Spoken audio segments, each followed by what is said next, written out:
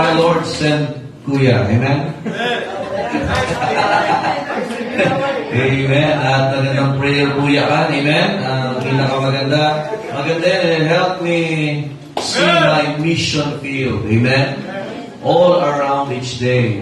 Bago tayo lumayo, ayun na. Amen? Huwag ka na maghanap ng gagamitin ng Panginoon sa paligid mo. Ikaw ngayon. Ikaw ngayon. Amen? Unless natin kayo Sunday school. Amen? Oo. Kung nandito lang siguro si Seth at si Brother, mag-witness ang tigo. Ikaw din nandyan eh. Kahanap ka pa. Amen? Here my Lord, send them. Amen? Kaya ikaw nga na naandyan. Amen? Kaya pinakamaganda ho yan. Magandang prayer yan. Amen? Nahirap awitin yan, hindi dahil sa tono. Kung dito sa mensahe nito. Amen? Amen. Maganda yun ang willingness natin lagi. Amen? Praise the Lord sa simbahan ito na tayo po ay willing po na isend ng Panginoon. Saan lang tayo pwede? Amen? Alright, tayo po ay medyo pupunta sa Old Testament. Last week, kasala ng pinag-usapan natin. Ngayon naman po ay pagkagulo. Amen?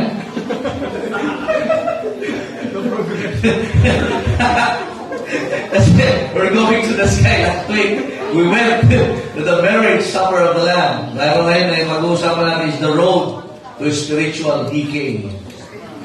Kasi dito nakaranas ng nagkaroon ng tooth decay. Masakit. Amen? Tama? Masakit, ano? Kaya nagkaganto ang ngipin ko eh. Ang daming kailangan ayusin because of tooth decay. Kung di pa, kung napabayaan ito, yung pangako pala, mag-iihan na siya, parang addict, amen? Ganyan. Kasi hindi nagtatama yung tawag dito, yung kasi yung malaking ngipin dito, yung bagam. Eh pagka, ano pala, naglalak ang Diyos. So, alam nyo, yan yung nangyari because of, nagtututbrush ka man noong pero bihira, amen? Talaga hindi, walang regular check-up sa mga sa dentista. Kasi doktor din sila dyan. But, pag-usapan naman natin ngayon ay hindi tooth decay. Amen? Masakit po yan. Pero pag-usapan natin is the road to spiritual decay. Baka buhay pa tayo, naka-agnas na tayo. Amen? Okay, tinan mo natin, Zephaniah. Zephaniah. Saan yan, Pastor? Nandiyan yan, mga kapatid.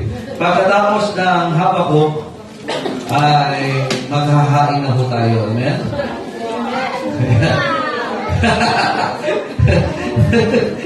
Ayan. Okay, Zephaniah. Let us read Zephaniah. Zephaniah. Kindly show the Word of God sa mga katabi po ninyo ngayon. Nakakatuwa, no? Maraming nag-i-stay ng maghapon. Amen? Amen. Ayan, hindi ko lang mga 30 minutes. Mag-overtime kasi si Joel sa pag-gims. Isang oras yung ginsing. Sabi ko, mag-gusto ng viewer pa. Ginanahan yung game master nila. Game master pala. Sorry. Game master na pala. Okay, Zephaniah. Alright, nakakita niyo ba? Kung nahirapan kayo hanapin yan, ako din nahirapan po ko dyan. Tingnan nyo lang po sa ang tawag table of contents. Amin natin, talaga may pagkakataon yan eh. Okay, sige po. Basahin natin Zephaniah chapter 3 verse number 2. So verse lang ba? We will go through the whole book. Magkakaroon tayo ng simple book study po ngayong hapong ito. Wow! Simple lang. Book study. Kasi tatlong chapters lang po eh. Okay. Salamat po. Sabi ni Levi, here am I, Lord, send Kuya. Amen? Okay. Zephaniah 3:2, let us read all together. Go. She obeyed not the voice. She received not correction. She trusted not in the Lord. She drew not near to her God. Yun na ho yung outline natin. Apat po yan. Bakit she? Zephaniah. Ano Zephaniah?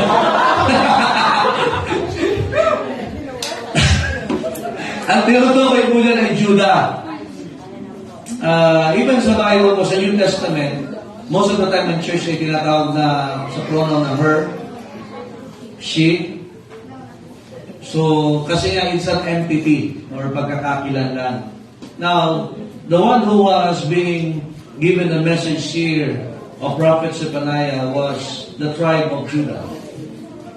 And remember, ang Judah ho ay medyo marami silang palso nitong mga nakaraan. Amen? Though yung lineage ng Panginoon sa kanila dadaan. Kaya nga kung ang Panginoon dadaan sa lineage nila, dapat talaga mag-ayos. Kaya lang, they have this problem. Amen. So the verse itself tells us kung ano yung kalagayan nila.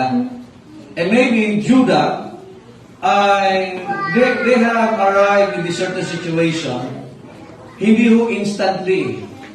Nakikinig ko ba kayo? They were given an opportunity by God so many times na hindi sila dumating dun sa decay na yon. Because they have experienced spiritual decay. Nakikinig ko ba kayo? Na walang nangyari na. Now, titignan mo natin ngayon yan. Pag-uusapan po natin and hopefully, hindi tayo dadaan doon sa daanan na yun. Amen? Amen.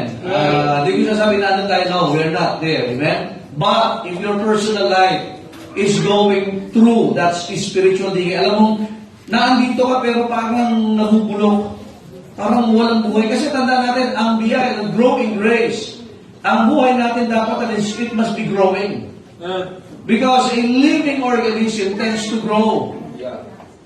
Amen? But if you are not growing, papunta ka na sa decaying. Nakikinig ko ba kayo? Kaya makita natin, hindi ito. Ay ito nga, ang ganda ng ating ginagawa sa ngayon sa biyaya ng Diyos. Pero kung sakali lang, baka mamaya, nakakasabay tayo sa kabuuan ng gawain ng simbahan, but our spiritual self, or our spiritual na pamumuhay ay hindi pala growing kagaya ng kabuuan. Amen? At baka nagpe-pretend tayo. Hello? The great pretender. Wow. Oo. Kasi pwede ka sumama sa, I have seen that. Sumasama. Ang simbahan, may activities, may programa, dire-diretso. Kasama din, kasama. But at the end, nalalagas na lang. Para inipin natin minsan. Kumakagat pa, minsan bumitaw na. Nandiyan po ba kayo? Kaya nawa, mga kapatid, wala ka sa kalagayan. Pero kung sakali lang na dito, titingnan natin paano ho tayo aalis din sa kalagayan yan. Alright, tayo manalangin. Panginoon, salamat po sa inyong biyaya sa hapong ito. Pagpalaan niyo pong pag-aaral ng inyong salita, O Diyos, and help us, O God, to grow. And may we be not in that case of the Judites, Panginoon. Dalayan po namin, Panginoon, na kayo po gagawa sa aming buhay. Ganun na Espiritu, paunawan niyo po ang inyong salita sa amin. Sa pangalan ng Panginoong Jesus, Amen. Thank you. Please be seated. Now, tandaan natin, pwede ikaw ay kasasake mo na.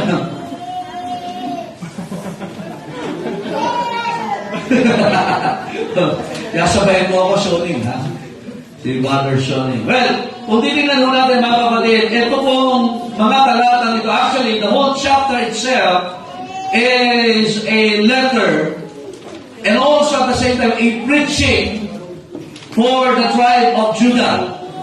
Now, titignan natin background in chapter 1, verse number 1. The word of the Lord which came unto Zephaniah, the son of Cushai, the son of Gedaliah, the son of Amariah, the son of Hezekiah, in the days of Josiah, the son of Ammon, king of Judah. Now, as we can see, ito po ay prophecy, ito ay mensahe ng Panginoon going through prophet Zephaniah para makarating po sa hari ng Judah, which is dapat makarating sa kanyang mga constituents. Amen? Remember this, lapit ng Panginoon sa Israel, they are God's apple, the apple of God's eyes.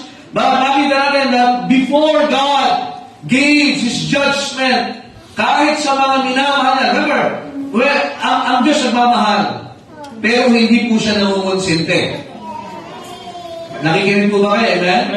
Ang Diyos nagpapala, pero ayaw ng Diyos na ang buhay nila ay maging malala. Nakikinig mo ba kayo, amen? Now, the warning has been given. Sabi ng verse number 2, I will utterly consume all things from off the land, saith the Lord. Uubusin niya. Okay, kung ayaw niyo maubos yan, makinig kayo. Ang dami ng tinatangkilik, nakalimutan nyo. And because of that, tinan nyo ha, they were blessed by God. Alright? In verse number 3, I will consume man and beast. Okay, ibig sabihin, yung working force ninyo na pinagmamalaki ninyo, kaya naman namin magtrabaho Meron kami mga tinatawag na tools, meron kami mga beings na pwedeng mag-work sa amin. We can survive with or without. Are you listening? Amen. I will consume the fowls of the heaven and the fishes of the sea and the stumbling blocks with the wicked. And I will cut off man from off the land. Say the Lord, alam niyo pag sabi cut off man? Wala na ipapangalak sa inyong lalaki. Ibig sabihin yan, pag wala na ipapangalak na lalaki, titigil na ang lahi ninyo.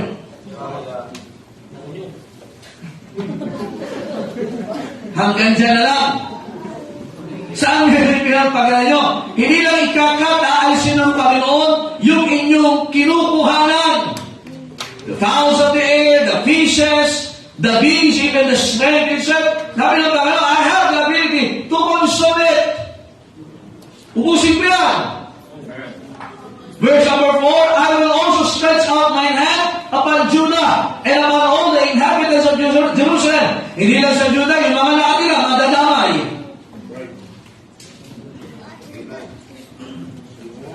Alright? And I will cut off the remnant of Baal from this place, and the name of the Chemalins with the priest. Look at this verse 5, and the warning. And them that worship the host of heaven upon the house of, imagine, itong mga lahi ng Judah, sumasamba sa heavenly bodies. They are not astronomists, but they became astrologists. Naniniwala sila kay Dr. Fool. Naniniwala sila sa zodiac sign. Naniniwala sila sa ang love life nila ay nasa duhit ng palad.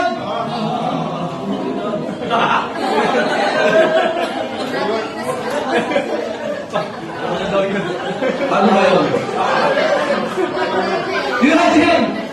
No, they don't just believe that, they worship. Sumasamba talaga sila. Pininiwala nila. Are you listening? And they that worship and that swear by the Lord and that swear by Malcolm, doble ang kanilang allegiance. Nangangako maglilingkod sa Panginoon, pero nangangako din maglilingkod sa Diyosan. Dual personality. Kristiyano maglinggo, pero anak ng Diablo, Lunes hanggang Sabado. Now, number 1, verse number 6. And then that are turned back from the Lord. Sabi ng Panginoon, I will stretch out my hand. Walang literal na kamay ang Diyos. Ibig sabihin, makakatikim kayo. Pati yung mga nakatira dyan sa Jerusalem. Lahat yan, pati yung mga sumasamba dyan. At kasama kayong mga tumalikod sa Panginoon. Damay-damay na ito, mga kapatid. At hindi lang yan, ito ba? And those that have not sought the Lord, nor inquired for Him. Ibig sabihin, yung mga hindi na nanalangin sa Panginoon. Gagawa ng desisyon. Kasi ka-inquire, bago ka magawa ng desisyon, nalala niyo ba, kaya nabigo sila Joshua sa AI because they didn't inquire of the Lord.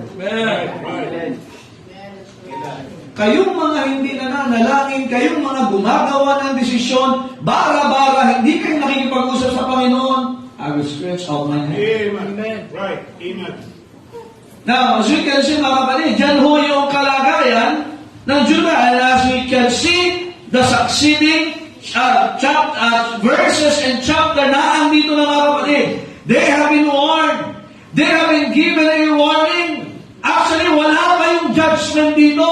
Nagpadala pa nga ng propeta para ipaalala, sabihin sa kanila, ito ang kalagayan ninyo, dapat kayong nakinig, at para hindi mapunta ito kayo sa kalagayan, ayaw din ninyo, at hindi nyo magugustuhan, makinig na kayo. Amen.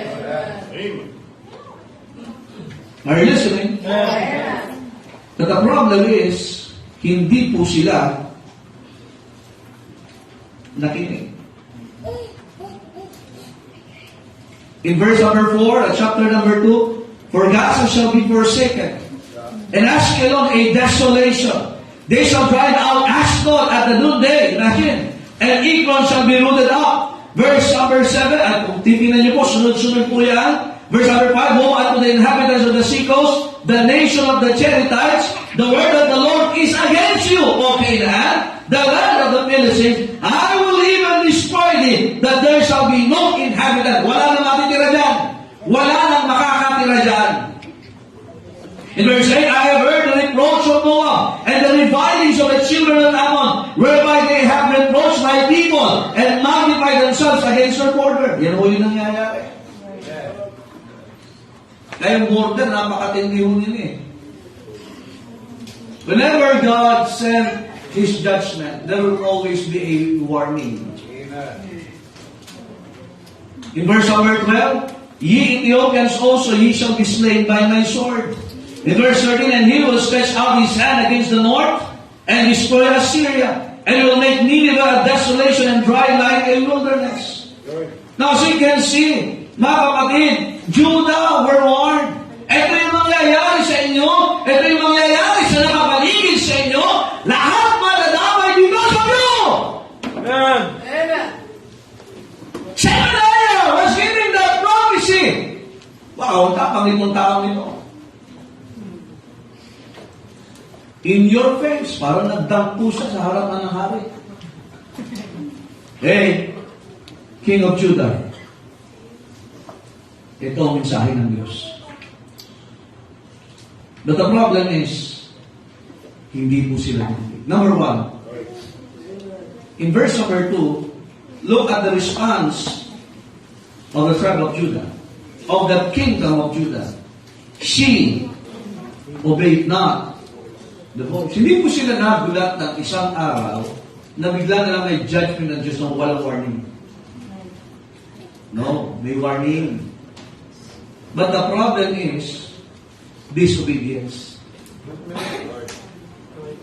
Now, disobedience ay hindi po ito ang matawag dito, yung parang hindi mo alam na nangyari. Disobedience is always willful. Ulitin ko po ha. Disobedience is always willful. It's a choice. It's not a chance. Amen. It is by choice. Pinipili po yan. Now, sabi nga, we have been given, God is sovereign, amen, but God has given us the opportunity to decide. Kasi lagi siyang may salita ng Diyos. And our basis must always be what? The Word of God. Oo. Sino ba yun? Yung kinakatay niyo yata dyan eh. Yung problema, alam niyo, walang tao na naging disobedient na hindi niya alam na disobedient siya. Alam niya yan. Kaya lang the problem is, tinatakpan ito and being justified hanggang imagine kay Eva kay Adan nga. Their sin is what? They disobeyed God. Yan talaga problema ng tao pasimula pa lang. Ito yung salita ng Diyos, sinabi ng Diyos, ito yung blessing, ito yung cursing. Ito yung mangyayari, ito yung hindi mangyayari. Lagi ito, if you will do this will happen. If you will not do this will happen also. That man has always been choosing kung anong tingin niya. Kaya, natin ang mga taga-Judah, she obeyed not the voice. Nandiyan ba kayo? Imagine, ilang chapter ito, 2 chapter, grabe warning, pinaikutan mula sa kanila, and sa boundary, and sa nasa paligid po, lalo ngayon, kung nanonood kayo ng malita, makikita nyo, nandun sa paligid ng Israel. Kung makikita nyo mga kapatid, sa pinampano, lahat dyan, mauubos. Lahat yung madadamay. Yung mga pinapangkilig nyo, wala yan. That's it, hindi natakot ang mga taga-Judah. They chose not to obey the voice of God. Amen. The Bible is what? The revelation of God. This is the voice of God. The voice of God in the Word. In Psalm chapter 29, tingnan niyo po sabi ng Bible. In Psalm chapter 29, in verse number 3, the voice of the Lord is upon the waters. The God of glory thundereth. The Lord is upon many waters. Verse 4, the voice of the Lord is powerful. The voice of the Lord is full of majesty. Verse 5, the voice of the Lord breaketh the cedars. Talagang kaya niyong baakin po yan. Yea, the Lord breaketh the cedars of Lebanon. Malaking puno ito. In verse number 7, the voice of the Lord divided the flames of fire. Look at the capability of the voice of the Lord. In verse number 8, the voice of the Lord shaketh the wilderness. Yun, lumindol nga lang sa Sarangani. Grabe, no? 7.2. Galing talaga. 6.8. Ang lakas mo mga kapatid. But don't you know the Word of God it must shake us. It can shake the wilderness. The Lord shaketh the wilderness of Kadesh. Verse 9, the voice of the Lord maketh the hinds to come, and discovereth the forest, and in his temple that everyone speak of his glory. Lord, we can see that the voice of the Lord, it can break, it can divide, it can affect. Pero imagine that atong mga taga-Judah, they were not affected, they were not interested pagdating sa salita ng Diyos, and they chose not to obey the voice of the Lord. Eh sino parang walang kapangyarihan? Wala sila, hindi mayayari yan. This is the same thing that is happening in our generation. Marami sa atin ay talagang na-enjoy ng pangalan, pero sino parang walang epekto sa atin na di na kami pinipili natin yung gusto natin gawin without or regarding the voice of the Lord. Amen. It seems na tayo ay nagbigin na ng boses ng mundo at hindi mo na marinig ang boses ng Panginoon. Nandiyan ba ho ba kayo? In 1 Thessalonians chapter 2 verse 13, look at Apostle Paul giving this commendation po sa mga taga-Thessalonica on how they treat the Word of God during their time. Ang Thessalonian church is one of the Macedonian churches, pero makita natin, they have the character na hindi nagkaroon ng Judah. Imagine, Zephaniah was preaching, Zephaniah was prophesying, and then, ano ba lang? Wala. Wala. Mas interesado siya sa ibang bagay, kaysa kung sinasabing salita ng Diyos. In chapter number 2, verse 13, anong sabi ni Pablo sa mga taga-Thessalonica? For this cause also thank we God without ceasing, because when ye received the word of God, which ye heard of us, kasi mahirap may salita na yun, so walang taong nangaral. Wah, delikado yun.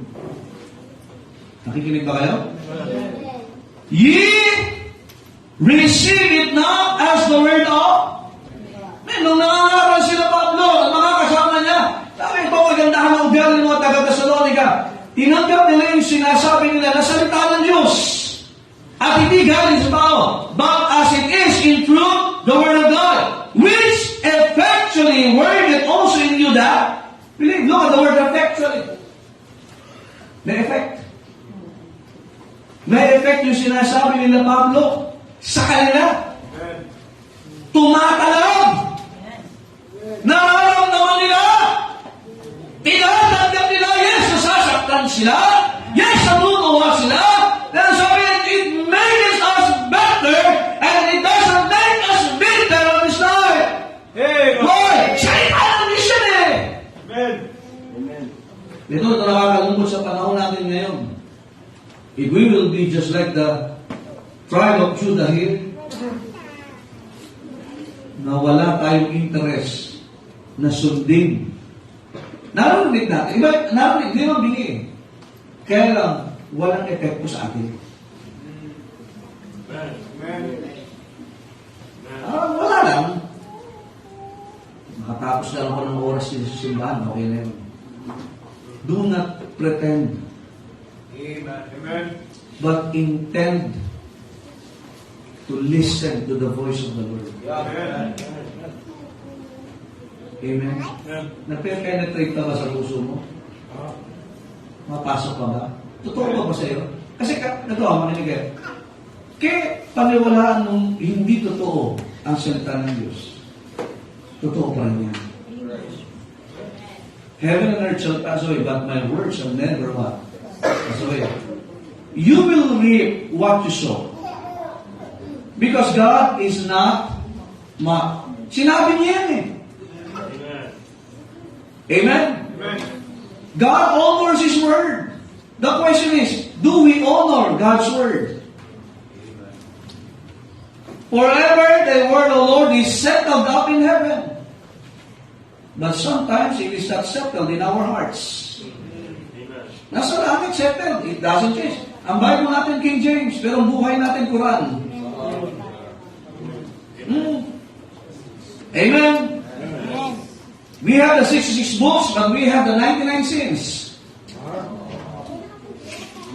Andiyan pa ho ba kayo? Kasi nga hindi sa atin mahalaga. Kaya pag dumating na yung judgment, hindi natin man sabi sa Panginoon, Panginoon, hindi ko naman narinig yan eh. Hindi naman ako nabigyan ng babala. No, God always sent His man to give His message. Amen. He's always like that. Thank God. Marami tayong preachers dito. Proclaim the word of the Lord with boldness. Papakinggan mo yung mga high schoolers kanina. Boldness ang pinag-aralan nila. Ang tatapang sa mali, ang duduwag sa tama. Amen? Kung saan ka man dapat tumapang sa tama, at matakot ka kung mali ang iyong ginagawa. Yun ang tamang utak. Ano yung kwento ng utak na yan? Alam niyo na pala, ayos na yun. Amen? Ikalawa, disobedience. Kaya nga, if you are in disobedience, kapatid, balik tayo sa pagsunod sa Panginoon. Kaya nga natin etong blessing, napapakinggan natin. Napakinggan din naman ng mga taga-Juda ito eh. Hindi lang nila pinansin. Sana mo, pansin mo rin. Kung yung lamok dumadapo sa'yo, pinapansin mo. Sana yung salita ng Diyos lalong higit mong pansinin. Yung mga binata nagpapapansin na. Wala na akong gagawa dyan. Bahala na kayo dyan. Di ba naman kulang sa pansin? Magpaluto ka. Amen? Number 2. Nandiyan ako. She received not correction. Number 1 is what? Disobedience. Number 2, disregard. Hindi niya tinatanggap yung pagtutuwid sa kanya. Sino ko sabi ito? Mga taga-Juda. Hindi nila matanggap na yun ang kalagayan nila. Hindi nila matanggap na ito ang mensahe ng Diyos sa kanila. So makita natin mga kapatid sa verse number 14 ng chapter 1, the great day of the Lord is near. It is near and hasten greatly. Even the voice of the day of the Lord, the mighty men shall cry there bitterly. That day is a day of wrath, a day of trouble and distress, a day of wasteness and desolation, a day of darkness and gloominess, a day of clouds and thick darkness, a day of the trumpet and alarm against the fenced cities and against the high towers. I will read this verse. Yes, chapter 2, verse 1. Gather yourselves together. Yeah, gather yourselves together, all nations that desire. Before the decree bring forth, before the day pass of the chaff, before the fierce anger of the Lord come upon you. Before! Imagine yung, ito darating yung araw, pero bago dumating yun! Andiyan pa ho ba kayo? Yeah. That's the message, verse 3 of chapter 2. Seek ye the Lord. Seek ye the Lord, all ye meek of the earth, which have wrought His judgment. Seek righteousness, seek meekness. It may be, ye shall be hid in the day of the Lord's anger. Hanapin mo. Pag sinabi hanapin, pakinggan mo. Ito na nga eh. They are being corrected by messenger. They're being corrected by Prophet Zephaniah.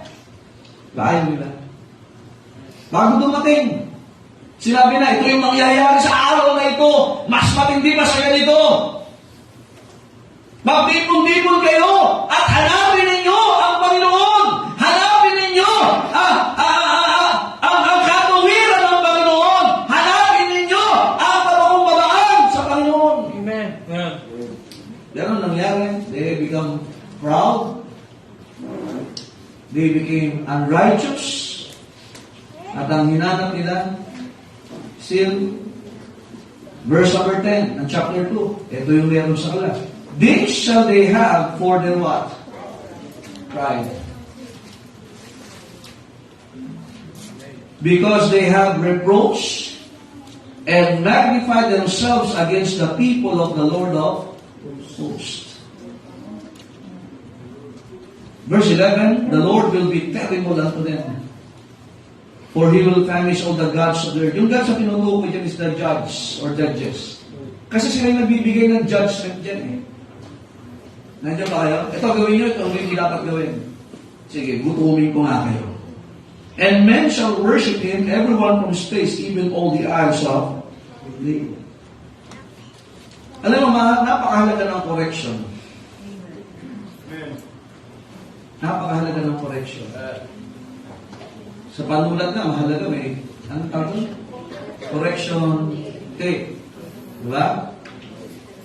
Okay na sa buhay na kinokorek tayo eh. Amen?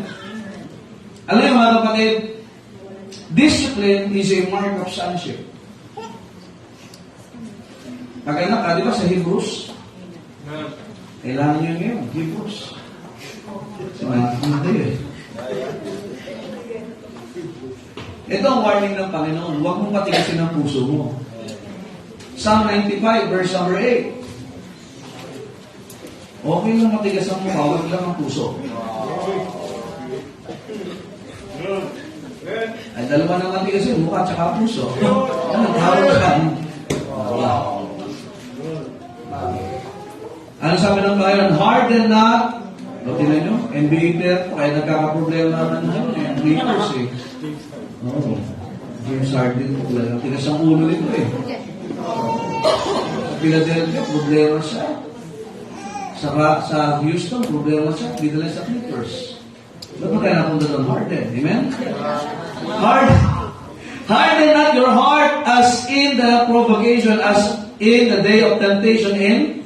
Meron siya sa Hebrews 3:8, the same verse. The same text. Kasi nga, makinig ko kayo. Ang pagtigas ng puso, hindi po yan nangyayari overnight. It is progressive. Pag pinapayagan mo na ngayon na di okay lang siguro yan, baka okay pa yan, imbis na mag-repent, imbis na makinig sa correction, hindi mo ginawa, ano nangyari? Tumindigas sa yung puso mo, ay pwede pala. Kaya naman pala. So masasanay ka na na matigas yung puso mo. Nandiyan po ba kayo? Sino ang suspect sa pagtigas ng puso natin? Ibang tao ba? Ang Diyos ba? Si Gerald? Si Gerald? Ha? Bakit tumigas na yung tumitigas ang puso natin minsan? Tayo din ang may kagagawa natin. Kasi may pagkakataong pinalalambot ng Diyos yan. Ano sabi ng Panginoon? I have given you what? Ano binigay sa Ezekiel? Tender heart. Fleshly heart. Malambot na puso. Tender juice. Totoo yun eh. Yun ang naalala ko, nilasa ko yun eh. Pero bakit tumigas yung nasa iyo na? Ay, binigay ng Diyos sa'yo, malambot yan. Ang purpose niya is what? Mag-absorb ng salita ng Diyos. Dapat mabilis kang maapektuhan ng salita ng Diyos. Pero ngayon parang hindi ka na naapektuhan at hindi mo na pinapansin ang pagtutuwid. Amen. Wake up. Kaya ang salita ng Diyos, sabi sa book of Jeremiah, hammer. Yung sinasakyan, maganda sasakyan nila, hammer. May hammer, martilyo. Anong gamit ng martilyo? Hindi lang pang karpintero. Yung martilyong tinutukoy doon ay pangdurog ng bato. Sa atin, ang tawag dyan, maso. Hindi ka madala ng gatas sa Word of God. As newborn babies are, the sincere milk. Di ka madala ng tubig sa Word of God. Di ka madala ng lamp. Di ka madala ng light sa Word of God. Okay, kailangan mo martilyo. Kaya ang dilim ng buhay mo, kaya ang asim ng panlasa mo, ang tigas ng puso mo. Nandiyan pa ho ba kayo? Ang salita ng Diyos ay hindi na tinapay sa'yo. Kaya kailangan ng martilyo ang tatama sa'yo. Sabi sa mga taga-Juda. Juda. Correction. Ano kino-correct? Itinatama. Gaano ka ba kagaling na hindi mo matanggap minsan na nagkakamali ka rin? Come on. That's right. Pag preaching time, gusto mong ibigay yung mensahe sa iba. Sa Panginoon, pag di mo ko pinagpapala, ay binibigay ko yung mensahe, di mo tinatanggap. Ang tigas mo. Kailangan sa'yo, jackhammer. Kaya, sometimes we are given problems, nayayanigin niya tayo.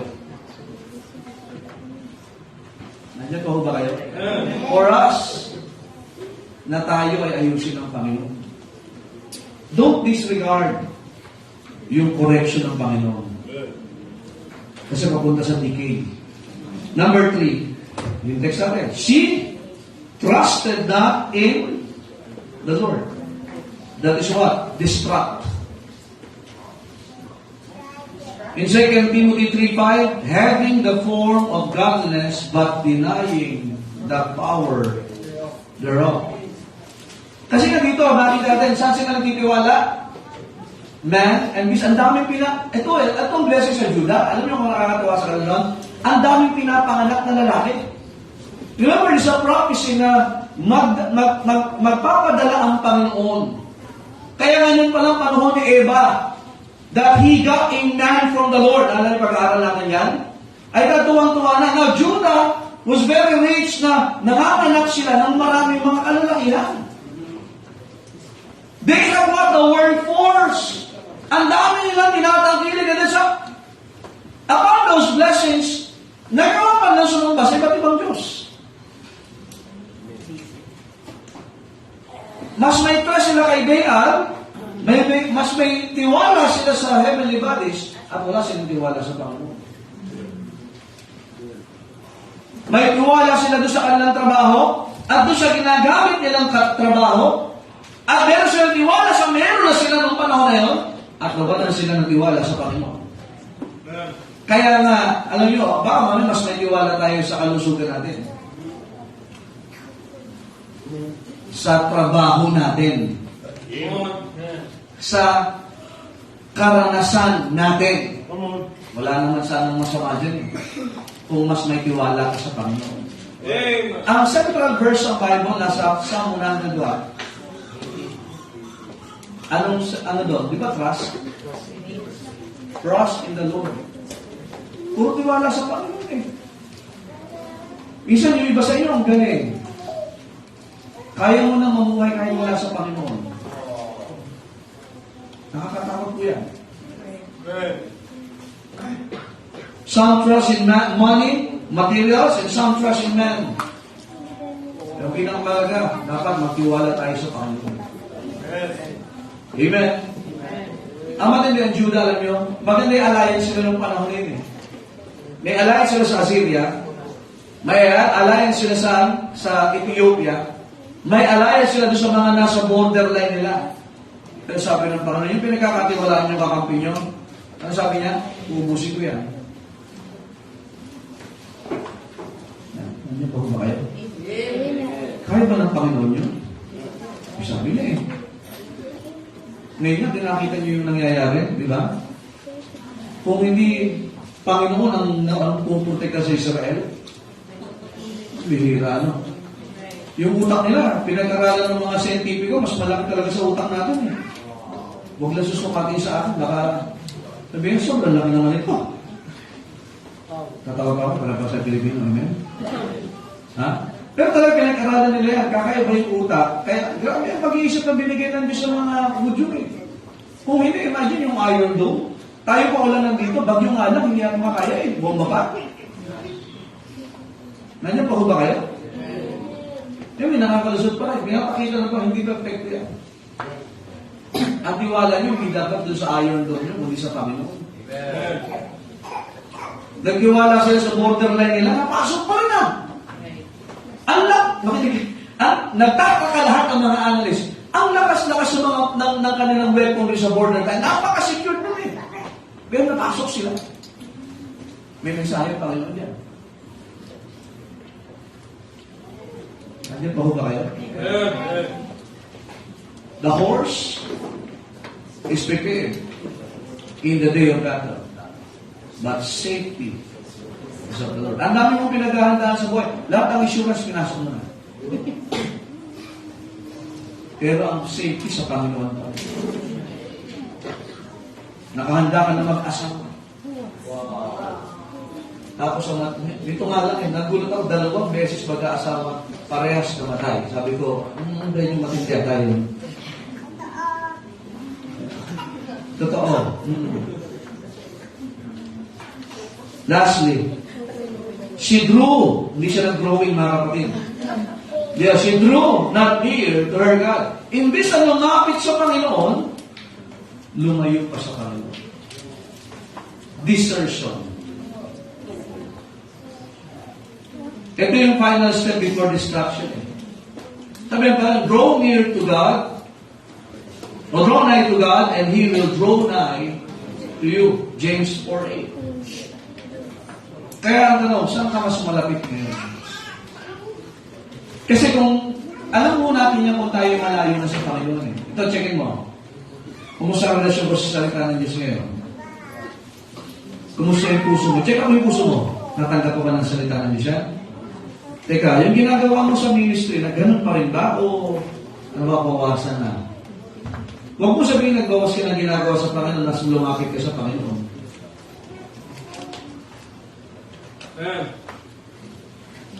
Ulitin ko ha.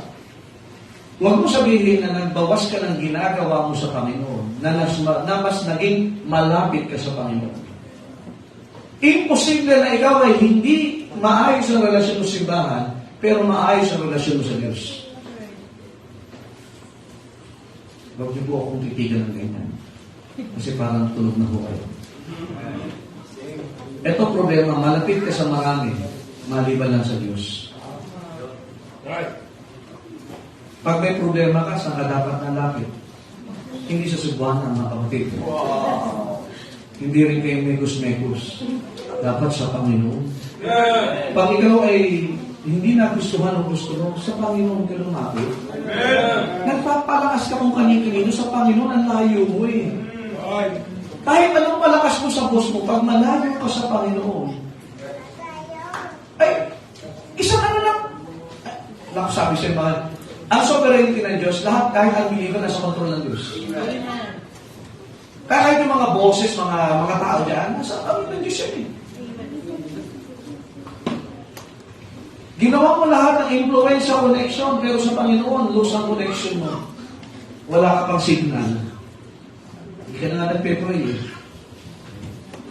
Kaya mga kapatid, ito nangyari sa Judah. Imbis na lumapit, lumayo. Pag tayo ay nakakaranas ng panlalamig, dapat lumapit ka sa Panginoon. Pag tayo nakakaranas ng pinagpapala, dapat mas lalo kang lumapit sa Panginoon. Anumang sitwasyon, huwag kang lalayo sa gawain ng Panginoon. Amen? May problema ngayong pamilya, huwag titigil sa pagsamba. Hindi pag, may problema. Kung kailan may problema yung pamilya, tsaka nagbawas ng ginagawa para sa Panginoon, at nagbawas ng oras ng ginagawang pagsamba sa Panginoon. Pero sapat dinadagdagan natin yan. Kung kailan hindi mo nakukuha yung mga bagay na ninanais mo, sabi mo, parang ayoko munang maglingkod at sumimba. Eh, dapat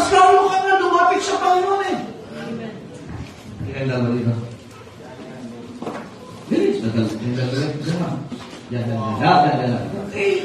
Kung dito, parang patulog na ito ah. Yan. Harap ka lang dito. Ito yung draw line.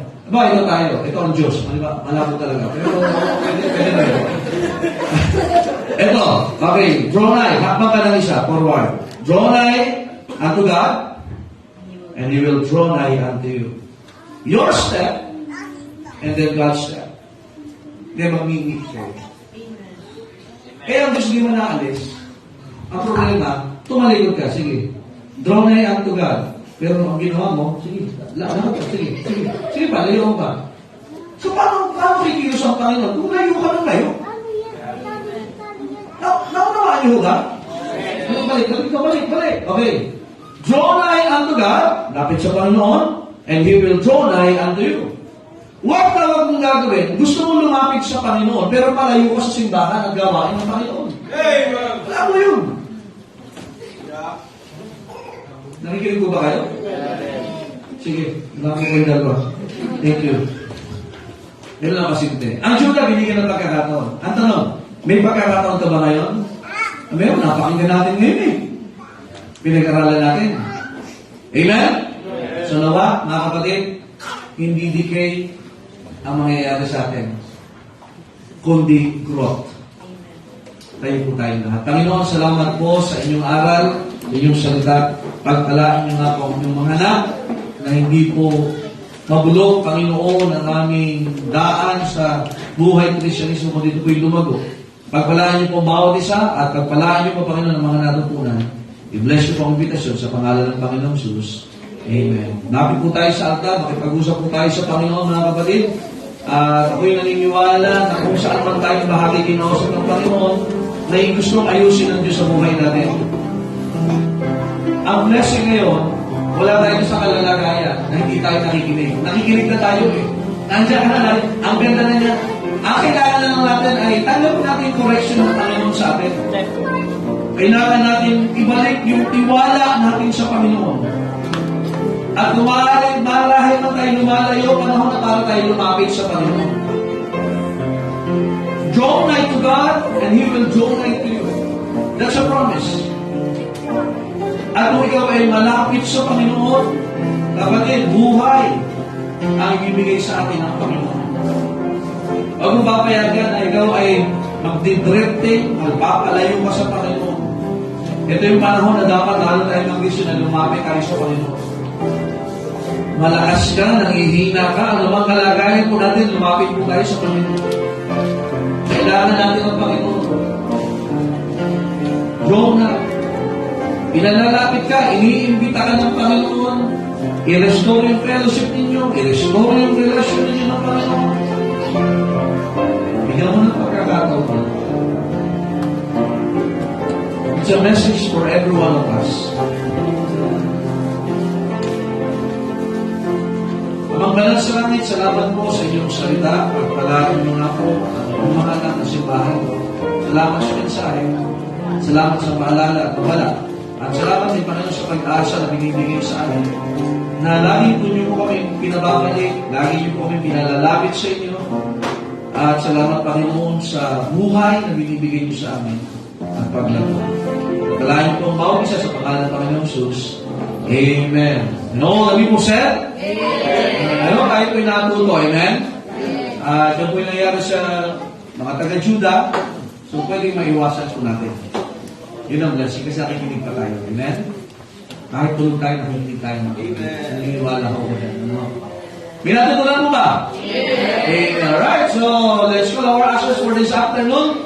At ayun po, medyo na po birthday na lang ng kaunti. Hila. At ang mga music po na natin ng ushers. Ayan.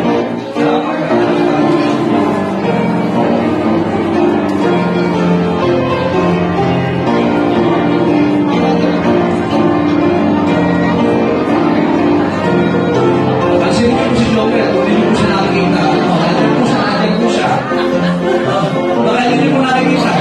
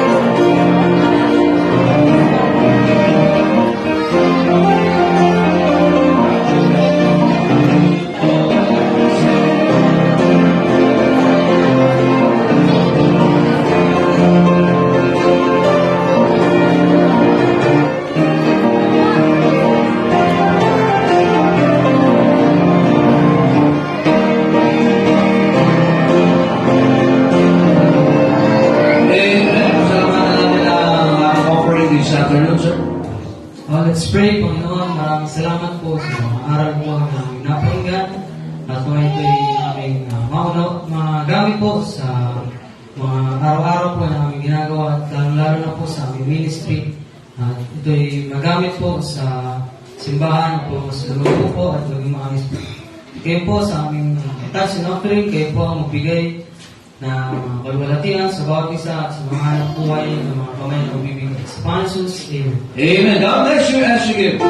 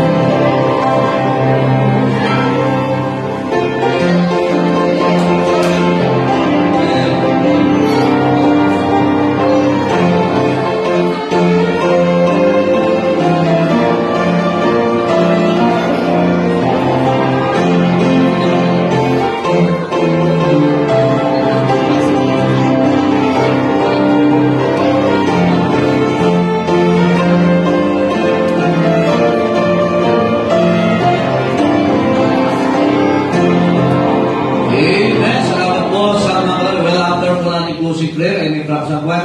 Yung mga taga-nahik at Bacor, dadiretso na kayo sir, ano? Okay, tapos yung mga taga-General Trias, mamaya na kayo, amen? Ano? Masarap sumama sa General Trias, ano? Parang may sponsor lagi sila doon. No?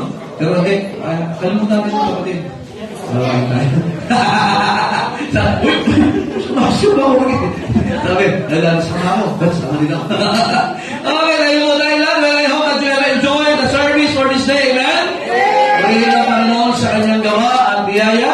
At tayo po ay magsalo sa panalangin. Tawagin natin si Brother Anthony. Para tayo biwakasan sa panalangin. Habang inisisilip niya ang kanyang malaking Biblia sa kanyang bag. Amen? Amen? Nilagpak na. Amen? Lagyan naman natin ito, Brad. Kayang black.